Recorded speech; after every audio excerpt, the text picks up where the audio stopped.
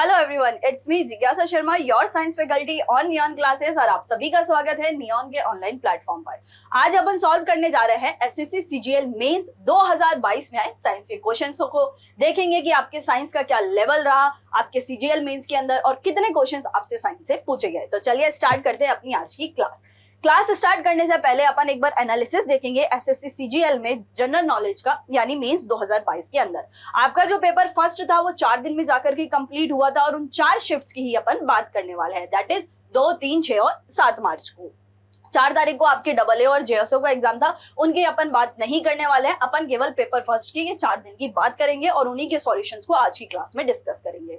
Analysis की बात करते हैं तो एसएससी सीजीएल के द्वारा जो आपको दिया गया सिलेबस है वो आपकी स्क्रीन पर विजिबल है। टीयर फर्स्ट और सेकंड के लिए सिलेबस सेम है जो उन्होंने दे रखा है। और वहीं जनरल नॉलेज को हमने यहाँ पर 2 पार्ट्स में डिवाइड कर रखा है, जनरल स्टडीज और हमारा करंट अफेयर्स। अब इस जनरल स्टडीज के अंदर भी आपको सब डिविजन्स मिल जाते हैं। दैट इज आपका पॉलिटी हो गया, ज्योग्राफी हो गया, साइंस हो गया, एनवायरमेंट हो गया, उसके अलावा आपके इकोनॉमिक्स, हिस्ट्री और आर्ट एंड कल्चर हो जाता है। वहीं जब बात करते हैं करंट अफेयर्स की तो करंट अफेयर्स में भी आपको सब डिवीजन मिल जाता है।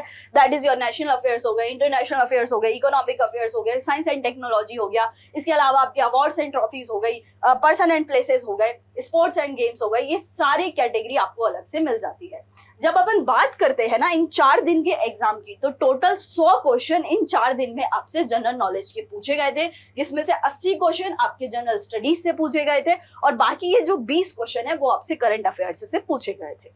अब इसमें भी आप डिवीजन देख सकते हो कि इस 80 में से फॉर एग्जाम्पल अपन पॉलिटी की बात करते हैं तो इस 80 में से 15 क्वेश्चन आपके पॉलिटी के रहे थे, राइट। अगर एवरेज मानते हैं तो 3 से 4 क्वेश्चन आपको प्रत्येक शिफ्ट में देखने को मिला था। बात करते हैं अगर ज्योग्राफी की तो 80 में से 16 क्वेश्चन आपके ज्योग्राफी के आए थे। वहीं वेटेज की बात करें तो हर एक शिफ्ट में आपको 4 क्वेश्चन या एवरेज क्वेश्चन 4 देखने को मिले थे। अब इस पीडीएफ से आप एक आइडिया लगा सकते हो कि आपके किस टॉपिक को जनरल स्टडीज के अंदर क्या वेटेज दिया गया है। बात कर लेते हैं साइंस की तो इसी कैटेगरी में जो टॉपिक नंबर 3 है उस पे जनरल साइंस लिखा हुआ है। जनरल साइंस को अपन ने 3 पार्ट्स में डिवाइड कर रखा है, जिसमें आपका फिजिक्स, केमिस्ट्री और बायोलॉजी आ जाता है, राइट। फिजिक्स से आपके पास 10 क्वेश्चंस रहे थे, केमिस्ट्री से 7 क्वेश्चंस रहे थे, बायोलॉजी से 12 क्वेश्चंस रहे थे। और इसी पीडीएफ के अंदर जो पॉइंट नंबर 4 है उस पे आपके पास एनवायरमेंटल स्टडीज आ जाता है, यानी एनवायरमेंट से भी आपके पास टोटल नंबर ऑफ क्वेश्चंस 2 रहे थे। जब आप इन सब का योग करते हो यानी 10, 7, 12 और 2 का तो टोटल नंबर ऑफ क्वेश्चन 31 होते हैं। और इन 31 क्वेश्चंस के सॉल्यूशंस को आज की क्लास में अपन डिस्कस करने वाले हैं। तो स्टार्ट करते हैं अपनी 2 तारीख की शिफ्ट से। तो चलिए स्टार्ट करते हैं सीजीएल मेंस 2022 में 2, 3, 23 तारीख की शिफ्ट को और देखते हैं साइंस से किस लेवल के और कितने क्वेश्चंस आपसे पूछे गए।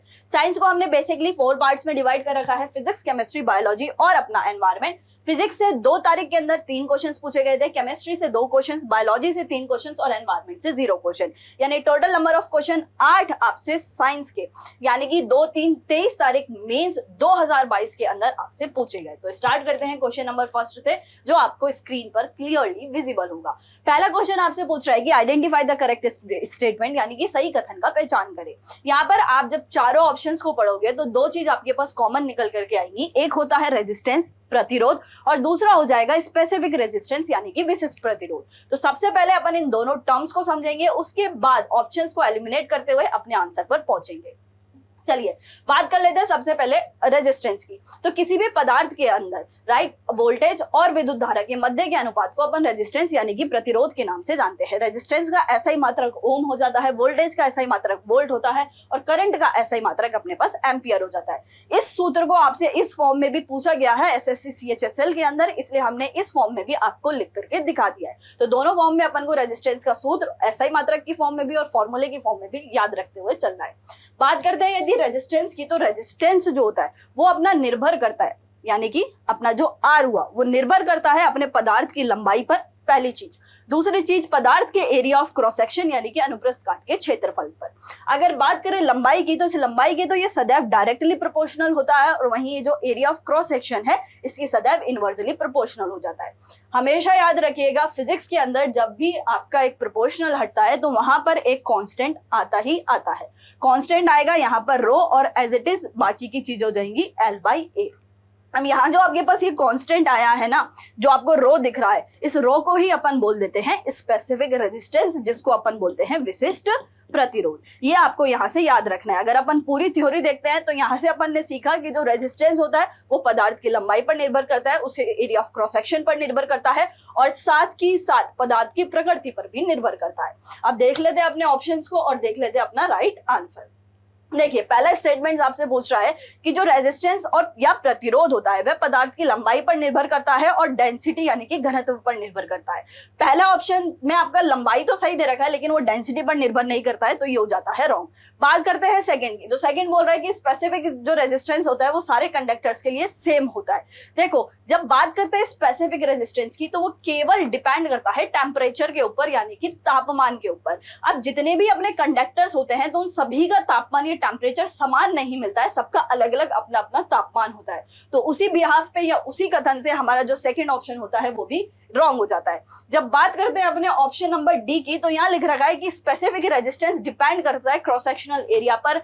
नहीं, अभी हम पढ़ के आए हैं कि जो स्पेसिफिक रेजिस्टेंस होता है वो निर्भर करता है टेम्परेचर पर। तो अपना ऑप्शन नंबर डी भी क्या हो जाता है, गलत हो जाता है। अब बात करते हैं ऑप्शन नंबर सी की, तो जी रेजिस्टेंस जो होता है वायर का वो डिपेंड करता है लेंथ पर यानी कि लंबाई पर, और साथ ही में एरिया ऑफ क्रॉस सेक्शन पर। तो यहाँ से अपने पास जो करेक्ट आंसर होता है वो सी होता है, जो अभी अपन ने डिस्कस भी किया और राइट आंसर पर अपन ने चर्चा भी की। चलिए बढ़ते हैं अपने क्वेश्चन नंबर सेकंड पर। क्वेश्चन नंबर जो सेकंड है वह आपसे पूछ रहा है कि किस वैज्ञानिक ने यह सुझाव दिया कि चुंबक के धारावाही चालक पर समान और विपरीत बल भी लगना चाहिए। यानी कि इंग्लिश में बात करें तो who suggested that the magnet must also exerts an equal and opposite force on the current carrying conductor. That is option A Michael Faraday, B Ampere, third हो जाता है जोसेफ हेनरी, या फोर्थ हो जाता है विलियम गिलबर्ट। देखो, सबसे पहले अपन चारों जो ऑप्शंस है उन चारों ऑप्शंस के सजेशंस की बात कर लेते हैं, उसके बाद अपने करेक्ट आंसर पर चलते हैं। जब बात करते हैं ना फैराडे की, तो फिजिक्स के अंदर एक टर्म चलती है जिसको अपन बोलते हैं EMI या फिर इलेक्ट्रोमैग्नेटिक इंडक्शन। यानी किस तरीके से अपने चुंबकीय जो ऊर्जा है उससे विद्युतीय ऊर्जा का प्रेरण होता है, उसको विद्युत चुंबकीय प्रेरण कहा जाता है। और ये जो सुझाव था ये माइकल फैराडे के द्वारा दिया गया था। बात करते हैं एम्पियर की, तो एम्पियर के द्वारा बताया गया था कि कोई भी अपना एक करंट कैरिंग कंडक्टर होता है या कोई भी अपनी एक चुंबक होती है, वो चुंबक सदैव ही एक इक्वल एंड अपोजिट फोर्स लगाती है किसी भी करंट कैरिंग कंडक्टर के ऊपर। बात करते हैं थर्ड ऑप्शन की। थर्ड ऑप्शन है जोसेफ हेनरी। तो फिजिक्स के अंदर एक और टर्म चलती है जिसको बोलते हैं सेल्फ इंडक्शन। सेल्फ इंडक्शन या हिंदी में बोल दिया जाता है स्वयं प्रेरण। जब आपका जो इंड्यूस्ड ईएमएफ होता है यदि वह सेम डिवाइस या सेम कॉइल के अंदर हो रहा होता है तो उसे स्वयं प्रेरण कहा जाता है, और ये सजेशन हमारे जोसेफ हेनरी के द्वारा दिया गया था। बात करते हैं ऑप्शन नंबर डी की, तो विलियम गिलबर्ट ने कहा था कि जो अपनी पृथ्वी है यानी कि अर्थ है वो एक मैग्नेट की तरह होती है, यानी एक चुंबक की तरह होती है। अब यदि आज अपन चारों में से एक राइट आंसर देखते हैं, इन चारों के सजेशन देखने के बाद राइट आंसर पर यदि जाते हैं तो ऑप्शन नंबर बी अपन को एम्पियर एकदम करेक्ट आंसर मिलता है, जिनके द्वारा ये सजेशन दिया गया था। इनकी इमेज आपको दिख रही होगी, एम्पियर जी हैं, इनकी इमेज हमने यहाँ लगाई है जिससे आपको एक आइडिया मिल जाएगी एम्पियर जी जो साइंटिस्ट थे वो कुछ ऐसे थे। चलिए बात करते हैं क्वेश्चन नंबर थर्ड की। क्वेश्चन नंबर थर्ड आपसे पूछ रहा है कि 1897 में खोजा गया पहला बी विटामिन निम्नलिखित में से कौन सा था। अगर इंग्लिश में बात करें तो which of the following the first B vitamin discovered in 1897, that is your folate, biotin, riboflavin या फिर थायमीन। जब बात करते हैं 1897 में खोजा गया पहला जो बी विटामिन था वो हमारे पास थायमीन था, और जिनके द्वारा खोजा गया था उनका नाम था Christian Isaac man, right, Christian Isaac man. इनके द्वारा तो इसको खोजा गया था और जिसके द्वारा बनाया गया था, यानी कि अपन बात करते हैं यदि मेड की, तो मेड किया गया था इनको मार्क के द्वारा, MERC मार्क। और कब किया गया था, 1936 में किया गया था।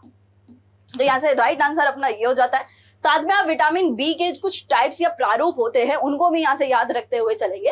दैट इज ये साइड में आपको इमेज दिखाई गई है जिसमें विटामिन बी के सारे प्रारूप आपको देखने को मिल रहे हैं। That is B1, B2, B3, B5, B6, B7, B9 और B12। B1 का साइंटिफिक नेम थायमीन हो गया, B2 का राइबोफ्लेविन हो गया, B3 का आपके पास नियासिन हो गया, B5 का पेंटाथोनिक एसिड हो गया, है ना, B6 का आपके पास पायरोडेक्सिन हो गया, B7 की बात करें तो उसमें बायोटिन आ जाता है, B9 में फॉलिक एसिड आ जाता है और B12 में अपने पास कोबलामिन या फिर साइनोकोबलामिन आ जाता है।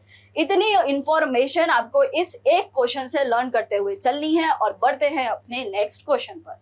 नेक्स्ट क्वेश्चन पर जाने से पहले आप सभी को बहुत सारा थैंक यू, क्योंकि आप ही के लव और सपोर्ट की वजह से राजा सर की मैथ्स की बुक, जिसमें उन्होंने 28 सेट्स में 2800 पीवाईक्यूज आपको दिए हैं, और मनीषा मैम के भी 9 सेट्स के 1800 पीवाईक्यू की बुक को आपने टॉप सेलिंग्स बुक बनाया है। इस टाइम अगर आप अमेजोन की रेटिंग पे जाकर के चेक करते हैं तो हमारे मैथ्स एंड इंग्लिश की बुक टॉप नंबर 1 पर चल रही है। Thank you so much for this. जिनके पास ये बुक है उन्होंने हमें रेट किया, उन सभी को काफी थैंक यू सो मच। और जिनके पास ये बुक नहीं है वो अमेजन एंड फ्लिपकार्ट से मंगा सकते हैं और अपने इंग्लिश और मैथ्स को बहुत ही अच्छा और बहुत स्ट्रॉन्ग कर सकते हैं। चलिए बढ़ते हैं अपनी नेक्स्ट क्वेश्चन पे। नेक्स्ट क्वेश्चन जो है वो आपसे पूछ रहा है कि किस वर्ष एल्बर्ट आइंस्टाइन ने भारतीय भौतिक वैज्ञानिक सत्येंद्रनाथ बोस द्वारा क्वांटम फॉर्मुलेशन के आधार पर पदार्थ की एक नई स्थिति या एक नई अवस्था बोस आइंस्टाइन कंडेंसेट BEC की भविष्यवाणी की थी। देखो यहाँ बात कर लेते हैं सबसे पहले 1920 की। 1920 के अंदर हमारे भारत के भौतिक वैज्ञानिक जिनका नाम था सत्येंद्रनाथ बोस जी, उनके द्वारा है ना BEC के ऊपर कुछ एक गणना की गई थी, कुछ कैलकुलेशन की गई थी। फिर 1924 के अंदर एल्बर्ट आइंस्टाइन के द्वारा पदार्थ की एक नई अवस्था जिसे BEC बोस आइंस्टाइन कंडेंसेट कहा गया, उसकी भविष्यवाणी की गई या उसके बारे में और बताया गया। BEC होता क्या है? BEC का मतलब होता है हमारी जो गैस है जब उसको कंडेंस्ड किया जाता है तो वह लिक्विड फॉर्म में चेंज हो जाते हैं, यानी जब भी आपकी गैस रहेगी उसको आप संघनित करते हो तो वह द्रव्य अवस्था में बदल जाती है। ये पदार्थ की एक नई या 5वीं अवस्था होती है जिसको BEC कहा जाता है और एल्बर्ट आइंस्टाइन ने इसे 1924 में वापस इसके बारे में बताया था। चलिए इतनी इंफॉर्मेशन आप याद रखेंगे, उसी के साथ बढ़ेंगे अपने नेक्स्ट क्वेश्चन पर। नेक्स्ट क्वेश्चन आपसे पूछ रहा है जो आपके एसटीडी से रिलेटेड है। एसटीडी से रिलेटेड आपको 2 स्टेटमेंट दिए गए हैं, वो आपको चेक करने हैं कि सही है या नहीं है। स्टेटमेंट ए की बात कर लेते हैं। स्टेटमेंट ए आपसे पूछ रहा है कि सेक्सुअली ट्रांसमिटेड डिजीज जिनको हम एसटीडीज कहते हैं वो एक इन्फेक्शियस ट्रांसमिटेड डिजीज होती हैं जो एक संक्रमित व्यक्ति से असंक्रमित व्यक्ति में फैलती है और वो भी सेक्सुअल इंटरकोर्स के थ्रू या फिर संभोग के थ्रू। सेकंड जो है वो स्टेटमेंट आपसे बोल रहा है HIV, HPV या फिर हेपेटाइटिस जो बी होता है वो रेस्पॉन्सिबल होता है इन STDs के लिए। तो एक बार जरा स्टेटमेंट्स को चेक करते हैं फिर अपने राइट आंसर पे जाएंगे। देखो स्टेटमेंट जो फर्स्ट है वो एकदम करेक्ट है कि किसी भी एक संक्रमित व्यक्ति जिसको पहले से ही कोई STD है तो उस इन्फेक्टेड पर्सन से इस अनइन्फेक्टेड पर्सन को या असंक्रमित व्यक्ति को सेक्सुअल इंटरकोर्स के थ्रू ही एसटीडीज का ट्रांसमिशन होता है। और बात करते हैं जब एसटीडीज के टाइप्स की ना, तो बच्चा एसटीडीज के मोस्ट कॉमन जो टाइप्स होते हैं वो 2 तरीके के होते हैं। एक को बोला जाता है क्योरेबल और दूसरे को बोला जाता है इनक्योरेबल। क्योरेबल जो होते हैं वो बैक्टीरिया यानी जीवाणुओं की वजह से होते हैं और इनक्योरेबल जो होते हैं वो वायरल की वजह से होते हैं। क्योरेबल यानी जो सही हो सकते हैं और इनक्योरेबल जिनका ट्रीटमेंट काफी लंबा रहता है और वो चलता ही रहेगा, उनकी दवाइयां खाते रहिए। क्योरेबल के एग्जांपल में आप याद रख सकते हैं कैनक्रॉइड हो गया, गोनेरा हो गया, साइटहेल्स हो गया। इसके अलावा इनक्योरेबल में आप नाम याद रखेंगे HIV/AIDS हो गया, that is your human immunodeficiency virus, या फिर HPV हो गया, that is your human papilloma virus, या फिर आपका हेपेटाइटिस B हो गया, या फिर जेनिटल हर्पीज हो गया। इन सबको आप इनक्योरेबल के अंदर याद रखते हैं। तो जब अपन बात करते हैं स्टेटमेंट बी की तो ये भी अपन को यहाँ से करेक्ट मिलती है। इवन अपन ने ये भी सीखा कि एक इनक्योरेबल डिजीज की फॉर्म्स होती हैं। तो स्टेटमेंट ए और बी अपन को करेक्ट मिलती है और अपना राइट ऑप्शन हो जाता है both statement A and B are correct. चलिए चलते हैं अपने नेक्स्ट क्वेश्चन पर। नेक्स्ट क्वेश्चन आपसे पूछ रहा है कि आप उस प्रकार की औषधि को क्या कहते हैं जो प्राकृतिक संदेश वाहक की नकल करके ग्राही को सक्रिय कर देती है। इंग्लिश में बात करें तो which of what do you call the type of drug that mimic the messenger by switching on the receptor, natural messenger by switching on the receptor। देखो यहाँ पर भी सबसे पहले ऑप्शन में आपको दे रखा है एंटी डेप्रेसेंट, एगोनिस्ट और एंटागोनिस्ट। सबसे पहले अपन क्या करेंगे, अपने ऑप्शंस को समझते हैं कि ये औषधि एक्चुअली में किस किस टाइप की है या किस किस प्रकार की है। उसके बाद अपन डिस्कस करते हैं अपने क्वेश्चन को। देखो जब बात की जाती है एंटी डेप्रेसेंट्स यानी कि प्रति अवसादक, तो समझ ही आ रहा है अवसादक से कि जो अवसाद यानी कि डिप्रेशन और एंजाइटी डिसऑर्डर को कम करने के लिए ली जाती है, उनको एंटी डेप्रेसेंट्स बोला जाता है। सेकंड आती है डेप्रेसेंट्स, यानी कि जो रिड्यूस करती है स्टिमुलेशंस को या फिर उत्तेजनाओं को कम करने के लिए जो औषधि ली जाती है उनको डेप्रेसेंट्स बोला जाता है। थर्ड होते हैं एगोनिस्ट। एगोनिस्ट वो जो हमारे रिसेप्टर यानी ग्राही को सक्रिय कर देते हैं या फिर उनका स्विच ऑन करने के काम आते हैं। और वहीं एंटागोनिस्ट जस्ट इसके विपरीत हो जाते हैं, जो हमारे रिसेप्टर होता है उसको बंधित करते हैं या फिर उसको हमारे ग्राही को आबंधित करने का वर्क करते हैं। अब यहाँ क्वेश्चन में आपको क्लियरली मेंशन दे रखा है कि ग्राही को सक्रिय कर रहा है, तो ग्राही को सक्रिय करने वाला हो जाता है ऑप्शन नंबर सी, जिसको अपन एगोनिस्ट के नाम से जानते हैं। यहाँ अपन को चारों औषधि क्या टाइप की होती है, राइट, यानी कि इनका कार्य क्या होता है वो अपन ने सीखा, तो वो आपको याद रखना है। चलते हैं अपने नेक्स्ट क्वेश्चन पर। नेक्स्ट क्वेश्चन पर जब आप चलते हैं तो वह आपसे पूछ रहा है कि निम्नलिखित में से किस विटामिन की कमी से घावों से अत्यधिक रक्तस्राव होता है, यानी कि एक्सेसिव ब्लीडिंग होती है वाउंड से, किस विटामिन की कमी से। यहाँ पर आपको चार ऑप्शंस गिवन है, दैट इज विटामिन डी हो गया, ई हो गया, ए हो गया और के हो गया। देखो चारों ही जो अपने विटामिन है ना वो अपन को फैट सॉल्युबल यानी कि अपने वसा में घुलनशील विटामिन दिए हुए हैं। विटामिन जो होते हैं वो दो तरीके के होते हैं, वाटर सॉल्युबल यानी जल में घुलनशील, दूसरा होता है फैट सॉल्युबल यानी कि वसा में घुलनशील। वसा के अंदर ना बैक्टीरिया पाया जाता है बच्चा, और बैक्टीरिया से आप याद रख सकते हो, बैक्टीरिया से अपन याद रख सकते हैं कीड़ा, ये हो गया अपना कीड़ा। और कीड़ा इसी को जस्ट चेंज करके यहाँ पर लिख रखा है, दैट इज डी हो गया, ई हो गया, ए हो गया और के हो गया, उसको अपन इस तरीके से याद रख सकते हैं। फैट में सॉल्युबल चले गए कीड़ा। अब बात कर लेते हैं कि इनकी कमी से होने वाले रोग क्या होते हैं। जब विटामिन डी की बात करते हैं तो विटामिन डी की कमी से रिकेट्स देखने को मिलता है बच्चों के अंदर, वहीं बड़ों के अंदर ऑस्टियोमलेशिया देखने को मिल जाता है। विटामिन ई की बात करते हैं तो इसको ब्यूटी विटामिन भी कहा जाता है, सौंदर्य का विटामिन भी कहा जाता है, यानी इसकी कमी की वजह से स्किन जो है वो काफी डल पड़ जाएगी। फर्स्ट, सेकंड ये हो सकता है कि इसकी कमी की वजह से स्टेरिलिटी यानी कि बांझपन भी देखने को मिल सकता है। बात करते हैं विटामिन ए की, तो आंखों से संबंधित जितने भी आपकी बीमारियां हैं या रोग है, जैसे ढंग से दिखाई नहीं देता हो यानी पुअर विजन हो गया, नाइट ब्लाइंडनेस हो जिसे रतौंधी या रात का अंधा कहा जाता है, या फिर आंखों में सूखापन रहता है, ड्राइनेस आयुज हो जाता है, तो ये सारे रोग ही हमारे विटामिन ए की कमी की वजह से होते हैं। और बात करते हैं विटामिन के की, तो विटामिन के रक्त का थक्का या फिर ब्लड क्लोटिंग करने के काम आता है।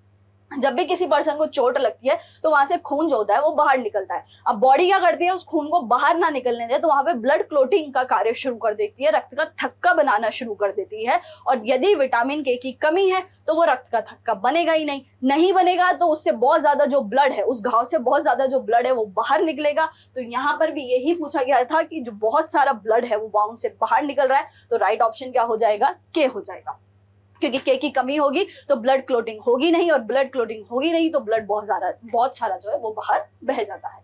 चलिए चलते हैं अपने नेक्स्ट क्वेश्चन पे, और ये काफी इंटरेस्टिंग क्वेश्चन है बिकॉज ये आपकी फिजिक्स से एक न्यूमेरिकल पूछा गया है। तो सीजीएल 2022 के अंदर बात करें या फिर आपके एसएससी के 2022 में जितने भी क्वेश्चन हुए हैं उनमें पहला न्यूमेरिकल ये आपको देखने को मिला है, जो भी काफी इजी न्यूमेरिकल है। चलिए इसको पढ़ लेते हैं। 18 वोल्ट की एक बैटरी से जलने वाला एक विद्युत बल्ब 3 एम्पियर विद्युत धारा लेता है तो बल्ब का प्रतिरोध क्या होगा। अगर इंग्लिश में बात करें तो यहाँ आपको एक वोल्टेज दे रखा है, राइट, वोल्टेज के साथ आपको यहाँ पर इलेक्ट्रिक करंट मेंशन है और आपसे पूछ रहा है कि उसका रेजिस्टेंस क्या होगा। अभी हम एक सूत्र पढ़ के आए थे कि ओम के नियम के अनुसार जो रेजिस्टेंस होता है हमारा वो वोल्टेज और विद्युत धारा के मध्य के अनुपात के बराबर होता है। अब यहाँ पर देखो वोल्टेज आपको दे ही रखा है, वोल्टेज हो गया आपका 18 वोल्ट, राइट। नेक्स्ट अगर बात करते हैं करंट की, तो करंट भी आपको दे रखा है, दैट इज 3 एम्पियर हो गया। करना क्या है, बस इन वैल्यूज को लेकर के यहाँ पुट करना है, पुट कर दीजिए। V की वैल्यू आपको 18 दे ही रखी है, राइट। I की बात करें तो I की वैल्यू आपको 3 दे ही रखी है, और भैया 3 की टेबल से 18 कितनी बार चला जाता है, 6 बार चला जाता है। और अभी हमने पढ़ा है रेजिस्टेंस का ऐसा ही मतलब क्या होता है, ओम होता है। ये राइट ऑप्शन जो है अपन को, या राइट आंसर जो है वो अपन को ऑप्शन नंबर ए में देखने को मिल जाता है। तो 18 का ए जो है वो अपना राइट आंसर या करेक्ट आंसर हो जाता है। चलिए नेक्स्ट क्वेश्चन में जाने से पहले आप सभी के लिए एक इंपॉर्टेंट इंफॉर्मेशन है, दैट इज आप किसी भी ऑनलाइन प्लेटफॉर्म पर अवेलेबल हैं, भले ही आप चाहे इंस्टाग्राम पे हो, आप फेसबुक पे हो या आप यूट्यूब देखते हो, तो हम ईच एंड एवरी प्लेटफॉर्म पर अवेलेबल है। जी हाँ, चाहे हम फेसबुक हो गया, टेलीग्राम हो गया, इंस्टाग्राम हो गया, प्ले स्टोर से जाकर के आप हमारा ऐप डाउनलोड कर सकते हो, इवन यूट्यूब हो गया, इन सभी पर हम @नियॉन क्लासेस के नाम से अवेलेबल है। आप यहाँ से हमको फॉलो कर सकते हो। तो चलिए स्टार्ट करते हैं हमारे सीजीएल मेंस के 3/3/2023 की शिफ्ट। इससे पहले एक बार एग्जाम एनालिसिस देखेंगे। हमने साइंस को बेसिकली 4 पार्ट्स में डिवाइड कर रखा है, फिजिक्स, केमिस्ट्री, बायोलॉजी और एनवायरमेंट। फिजिक्स से आपके पास 3 तारीख के शिफ्ट में 2 क्वेश्चन रहे, केमिस्ट्री से भी 2 क्वेश्चन देखने को मिले, बायोलॉजी के 3 और एनवायरमेंट का होता है 1 क्वेश्चन।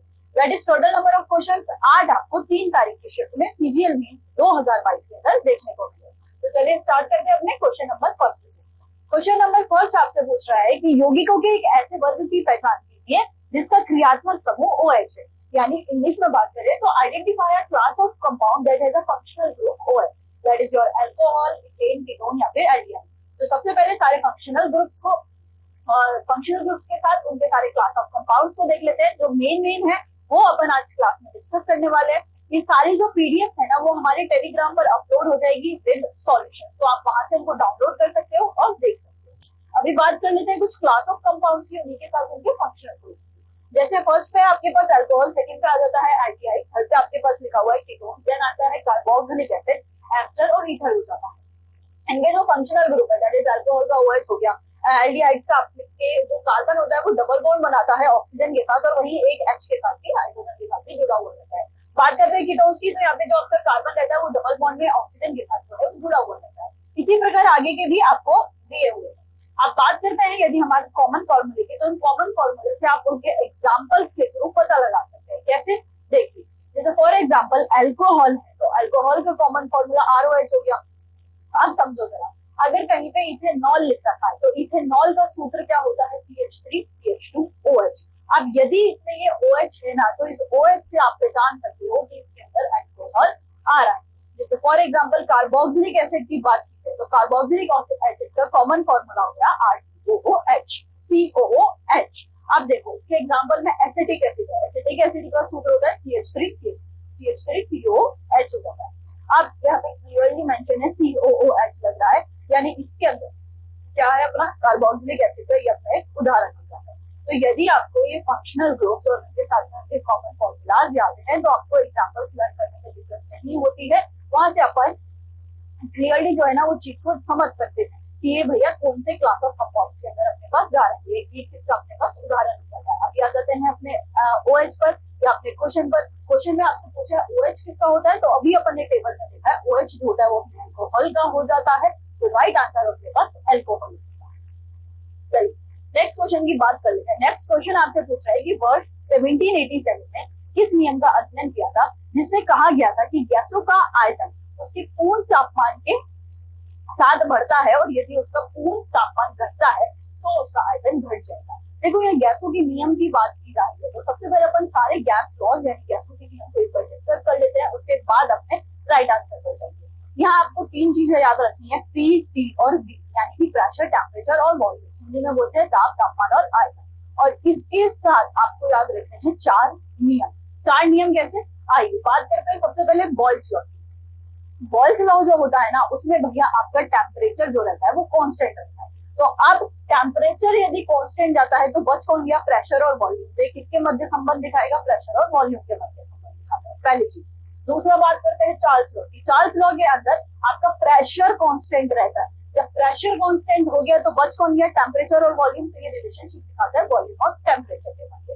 थर्ड बात करते हैं वॉल्यूम। जो आपका गेल-हुसेक लॉ होता है वो वॉल्यूम उसमें कांस्टेंट रहता है, तो बच कौन गया? प्रेशर और टेम्परेचर। तो ये आपका प्रेशर टेम्परेचर के मध्य संबंध दिखाता है। और फोर्थ का आपका आता है एवोगाड्रो लॉ, जिसमें टेम्परेचर और प्रेशर जो है वो कांस्टेंट रहते हैं और ये हमारे वॉल्यूम या अमाउंट के मध्य संबंध दिखाता है। अब एक बार इनको फटाफट याद कर लेते हैं। याद किस प्रकार करेंगे जरा स्क्रीन पर ध्यान दीजिएगा। फॉर एग्जाम्पल हमने लर्न किया कि जो हमारा बॉयल्स लॉ होता है उसमें प्रेशर कांस्टेंट होता है। तो आपके एक डिवाइस यूज होता है जिसको बोला जाता है ब्लूटूथ। ब्लूटूथ को हम हिंदी में लिख सकते हैं BT। BT is also known for Bluetooth. तो बॉयल्स लॉ में हो गया टेम्परेचर कांस्टेंट। अब आ जाओ चार्ल्स लॉ में। चतुर पंडित, पंडित जो होते हैं वो बहुत चतुर होते हैं, तो चतुर पंडित से हो गया चार्ल्स लॉ में प्रेशर कांस्टेंट। बचता कौन है अपना? V यानी कि वॉल्यूम बच जाता है, तो वॉल्यूम चल जाता है G यानी गेल-हुसेक लॉ में। एवोगाड्रो की बात की जाए तो इनके द्वारा एक स्टेटमेंट किया गया था कि समान दाब और समान ताप पर गैसों के अणुओं द्वारा घेरा गया आयतन भी समान होता है। तो जो स्टेटमेंट थी वो एवोगाड्रो के थ्रू दी गई। यहाँ से आप पूरा लर्न करते हुए चलेंगे।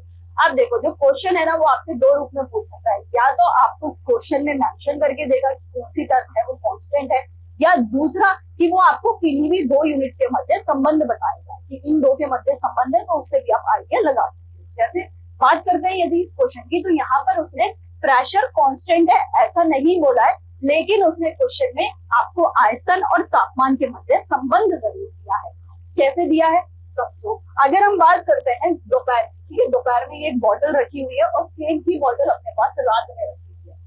आप ढंग से देखना, जब दोपहर की बात करते हैं तो उस टाइम टेम्परेचर हाई होता है, टेम्परेचर हाई होने की वजह से इसका वॉल्यूम भी कैसा है, ज्यादा, ठीक है। अब रात की बात करते हैं तो टेम्परेचर जो है वो कम हो जाता है, जिसकी वजह से इसमें थोड़ा सा सिकुड़न आ जाता है, यानी वॉल्यूम भी क्या हो जाता है, कम हो जाता है। अब इन्होंने यहाँ प्रेशर की बात नहीं की, लेकिन टेम्परेचर वॉल्यूम के मध्य संबंध दे दिया, और हमने अभी सीखा कि टेम्परेचर वॉल्यूम के मध्य संबंध हमें चार्ल्स लॉ के अंदर देखने को मिलता है। तो ऑप्शन नंबर डी हमारे पास करेक्ट होता है। ये सारी चीजें आपको इस एक क्वेश्चन से लर्न करते हुए चलिए। हमने चारों गैस के नियमों की बात की, उनकी शॉर्ट ट्रिक देखी कि उनको कैसे याद कर सकते हैं, और साथ में कौन से नियम पे क्या चीज किसके मध्य संबंध दिखाती है और कौन सी चीज कांस्टेंट रहती है। चलिए बढ़ते हैं हमारे नेक्स्ट क्वेश्चन पर। नेक्स्ट क्वेश्चन आपसे पूछ रहा है कि ऑस्ट्रियन वैज्ञानिक क्रिश्चियन डॉपलर ने डॉपलर प्रभाव की खोज किस वर्ष की थी, जो किसी प्रेक्षक के संपर्क में गतिमान स्रोतों द्वारा उत्पन्न किसी भी प्रकार की ध्वनि या प्रकाश तरंग की आवृत्ति में परिवर्तन का वर्णन करता है। देखो इसको थोड़ा ना सिंपल वे में करके समझते हैं। डॉपलर जो है वो ये कहना चाह रहे थे कि एक तो अपने पास होता है सोर्स, इसको अपन बोल देते हैं सोर्स, और एक को अपन बोलते हैं लिसनर, इनको बोल देते हैं लिसनर। सोर्स तो वो होता है जो अपने ध्वनि को या साउंड को प्रोड्यूस कर रहा है, जिसको अपन स्रोत्र भी बोलते हैं, और लिसनर वो होता है जो इस ध्वनि को सुनने वाला है, यानी कि श्रोता हो जाता है। अब यदि आपके सोर्स और लिसनर के बीच में एक रिलेटिव मोशन है, यानी कि स्रोत और श्रोता के बीच में एक सापेक्षिक गति है, तो इस सोर्स द्वारा प्रोड्यूस हाई फ्रीक्वेंसी का साउंड है वो सुनने की बजाय इस लिसनर को कुछ और ही फ्रीक्वेंसी का साउंड जो है वो सुनाई देता है, और इसी नियम को हम डॉपलर का नियम कहते हैं, डॉपलर इफेक्ट कहते हैं। ये जो नियम है ये आपके साइंटिस्ट डॉपलर के द्वारा 1882 में दिया गया था, तो इस नियम के साथ आपको इसका संधि याद रखते हुए चलना है। चलिए बढ़ते हैं अपने नेक्स्ट क्वेश्चन पे। नेक्स्ट क्वेश्चन आपसे वनीकरण यानी कि एफोरेस्टेशन के बारे में पूछ रहा है। सेम वही चीज, स्टेटमेंट बेस्ड क्वेश्चन आपके पास देखने को मिला है। एफोरेस्टेशन के रिगार्डिंग दो स्टेटमेंट दे रखी है, दोनों चेक करनी है सही है या नहीं है। पढ़ते हैं फर्स्ट स्टेटमेंट। वो स्टेटमेंट पूछ रहा है एफोरेस्टेशन कुड प्रिवेंट फ्लडिंग, यानी कि आपका वनीकरण बाढ़ को रोक सकता है, पहला। दूसरा आपसे पूछ रहा है कि afforestation can balance our ecosystem, जो अपना पारिस्थितिकी तंत्र है क्या उसको एक बैलेंस करके रखता है। देखो सबसे पहले समझो व्हाट इज अफॉरेस्टेशन या वनीकरण क्या होता है। देखो पेड़ों को लगाना, ये पेड़ लगा रहा है तो पेड़ों को लगाने का जो प्रोसेस होता है अफॉरेस्टेशन या वनीकरण क्या होता है। जब बात करते हैं स्टेटमेंट फर्स्ट की, तो फ्लडिंग को या बाढ़ को रोकता है, तो जी बिल्कुल रोकता है। जब बाढ़ आती है तो उसमें पानी का बहाव बहुत तेज होता है। अपन ये तो नहीं कह सकते कि जो पेड़ है वो पूरे ही पानी को रोक लेते हैं, लेकिन जो पानी का वेग है उस पानी के वेग को कम करने का काम जरूर करते हैं। जब वो पानी का वेग कम हो जाता है, जिससे उसकी गति भी कम हो जाएगी, तो जितनी तबाही वो पानी आगे जाकर के मचाने वाला होता है वो उतनी तबाही नहीं मचा पाता है, क्योंकि उसकी वेलोसिटी या उसकी स्पीड जो है वो कम हो जाती है। ठीक है, तो फर्स्ट स्टेटमेंट को अपन राइट मानते हैं। बात करते हैं सेकंड की, तो सेकंड जो है वो अपने इकोसिस्टम को मेंटेन करता है, बिल्कुल करता है। भैया पेड़ लगाओगे तो अपना क्लाइमेट जो चेंज हो रहा है वो भी कंट्रोल हो जाएगा, ग्लोबल वार्मिंग कम हो जाएगी। इसके अलावा जो अपना ये वेदर जो चेंज हो रहा है इस टाइम में, राइट, वेदर या रेनफॉल पैटर्न जो चेंज होना स्टार्ट हो रहा है, ये सारी चीजें भी कंट्रोल हो जाती है। तो अपने इकोसिस्टम को भी ये कहीं ना कहीं मेंटेन करके चल रहा है। तो स्टेटमेंट ए भी अपन करेक्ट मानते हैं, बी भी करेक्ट मानते हैं, तो राइट आंसर आपके पास हो जाता है सी, दैट इज बोथ स्टेटमेंट आपके पास करेक्ट हो जाता है। आते हैं नेक्स्ट क्वेश्चन पर। नेक्स्ट क्वेश्चन आपसे पूछ रहा है बच्चा कि जो निम्नलिखित में से या निम्न में से कौन रक्त में हीमोग्लोबिन के लिए आवश्यक है, आपका फैट, आयरन, कैल्शियम या फिर प्रोटीन। इंग्लिश में बात करें तो which of the following is essential to form haemoglobin in blood. देखो जब हम ब्लड की बात करते हैं तो ब्लड में आते ही अपने माइंड में आ जाता है रेड ब्लड सेल, यानी कि आपकी लाल रक्त कणिका आ जाती है। अब उस रेड ब्लड सेल के अंदर एक प्रोटीन पाया जाता है, उस प्रोटीन को हीमोग्लोबिन कहा जाता है। ये प्रोटीन जो होता है वो एक रेस्पिरेटरी पिगमेंट की तरह कार्य करता है।